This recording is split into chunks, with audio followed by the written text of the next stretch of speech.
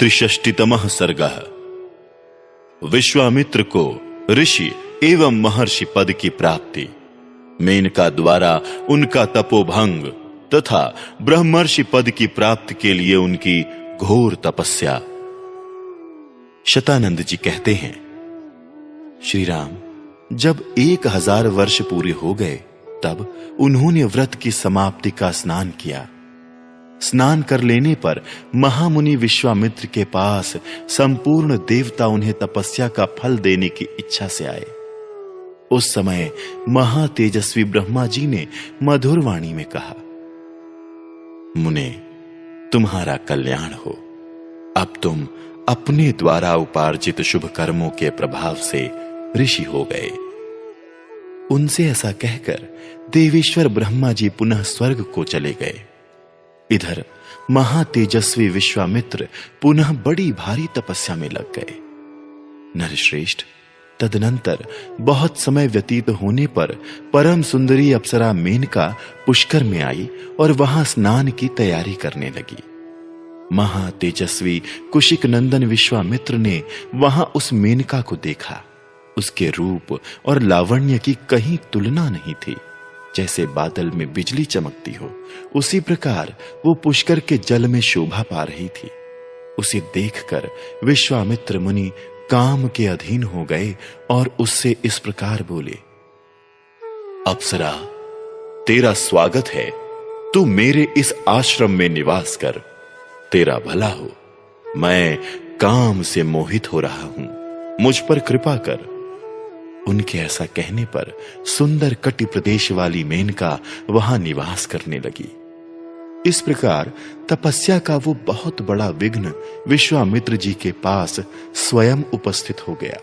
रघुनंदन, मेनका को विश्वामित्र के उस सौम्य आश्रम पर रहते हुए 10 वर्ष बड़े सुख से बीते। इतना समय बीत जाने पर महामुनि विश्वामित्र लज्जित से हो गए, चिंता और शोक में डूब गए।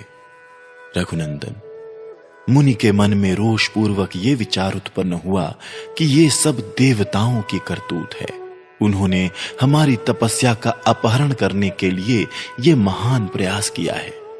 मैं काम जनित मोह से ऐसा आक्रांत हो गया कि मेरे 10 वर्ष एक दिन रात के समान बीत गए।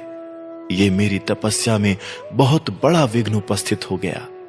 ऐसा विचार कर मुनिवर विश्वामित्र लंबी सांस खींचते हुए पश्चाताप से दुखित हो गए। उस समय मेनका अप्सरा भयभीत हो थर थर कांपती हुई हाथ जोड़कर उनके सामने खड़ी हो गई।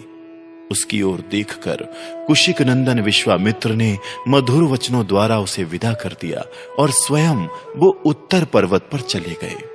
वहां उन महायशस्वी मुनि ने निश्चयात्मक बुद्धि का आश्रय ले कामदेव को जीतने के लिए कौशिकी तट पर जाकर दुर्जय तपस्या आरंभ की। श्री राम, वहां उत्तर पर्वत पर 1000 वर्षों तक घोर तपस्या में लगे हुए विश्वामित्र से देवताओं को बड़ा भय हुआ। सब देवता और ऋषि परस्पर मिलकर सलाह करने लगे, ये कुशिक नंदन विश्वामित्र महर्षि की पदवी प्राप्त करें, यही इनके लिए उत्तम बात होगी। देवताओं की बात सुनकर सर्वलोक पितामह ब्रह्मा जी तपोधन विश्वामित्र के पास जा मधुर वाणी में बोले, महर्षि, तुम्हारा स्वागत है। वत्स कौशिक, मैं तुम्हारी उग्र तपस्या से बहुत संतुष्ट हूं। मैं तुम्हें महत्ता एवं ऋषियों में श्रेष्ठता प्रदान करता हूं।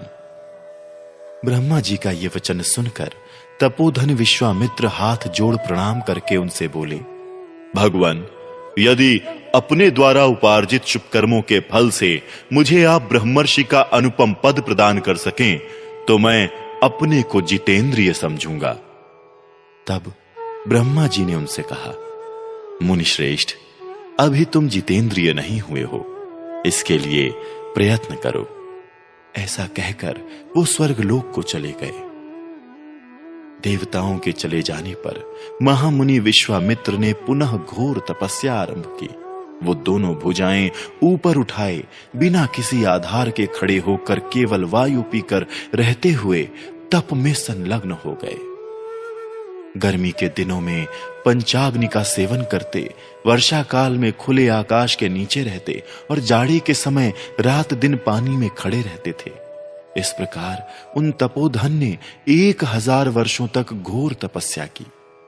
महामुनि विश्वामित्र के इस प्रकार तपस्या करते समय देवताओं और इंद्र के मन में बड़ा भारी संताप हुआ।